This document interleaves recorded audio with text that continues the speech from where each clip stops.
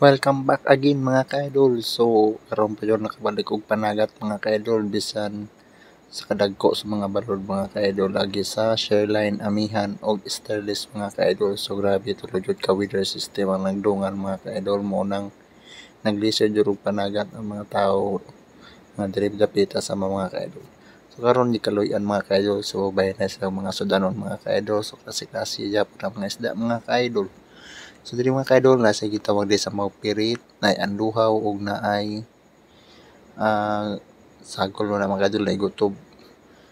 So muna ang ilang sa pamo mga ka-idol. So pamo jud ang nakalusot mga ka-idol kay grabe yung kadagko nga balod ka-idol makita niyo sa kuang first video nga gi-upload. Maskin pagawas sila mga ka-idol naglisod sila mga ka-idol agi sa kadagko sa balod ug kusog nga hangin.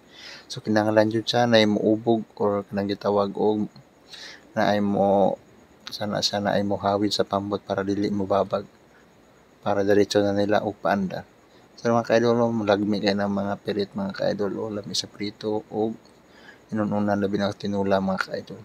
So labas pa jud kana mga ka-idol. Mo sa ginatawag og fresh from the sea. Charot. Sa mga ka-idol, so kung